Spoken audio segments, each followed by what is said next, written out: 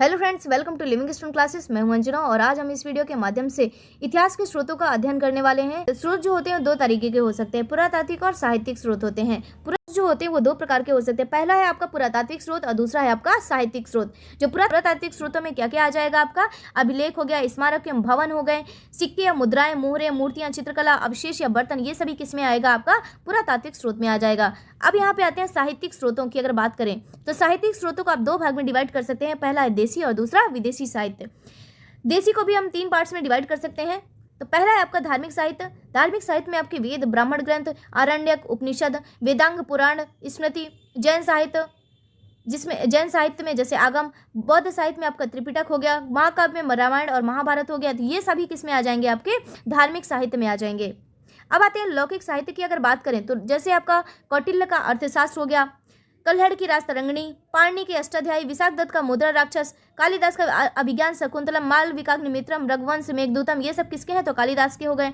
बाणभट्ट का हर्षचरित और कादम्बरी, ये क्या थे, लौकिक साहित्य। अब हम बात करेंगे संगम साहित्य की, जो कि दक्षिण भारत से संबंधित है। तो तिरुवल्लुवर का तिरुकुलर हो गया, ठीक है। और क्या है, जैन मुनियों द्वारा नालडियार हो गया।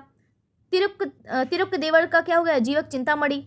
तोलकापियार का तोलकापियम हो गया। इलांगो आदिगल का शिल्पाधिकारम।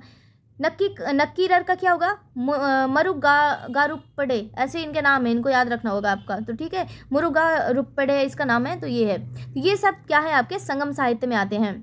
आते हैं आप दूसरा क्या है आपका विदेशी साहित्य। इसमें आपका यूनानी या रोमन लेखक हैं, चीनी यात्री हैं, और तीसरा आपका अरबी या मुस्लिम लेखक हैं। तो पहला आपका यूनानी में आपका जैसे मेगस्थनीज का इंडिका, टॉलमी का भारत का भूगोल, हेरोडोटस इतिहास के पिता, निरियाकस, प्लिनी, अरिस्टोबुलस, ये सभी क्या हो गए, यूनानी रोमन लेखक हो गए।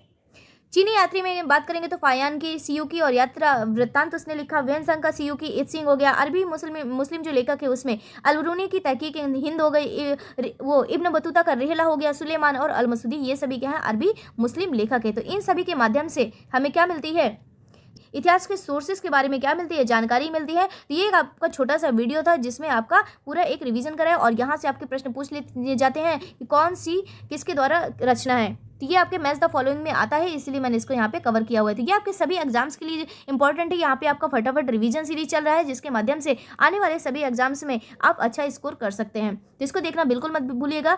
अगर वीडियो अच्छा लगा हो तो प्लीज़ इसको लाइक कर दीजिएगा, लोगों में शेयर कर दीजिएगा। मिलते हैं अगले वीडियो में अगले टॉपिक के साथ। थैंक यू, जय हिंद, जय भारत।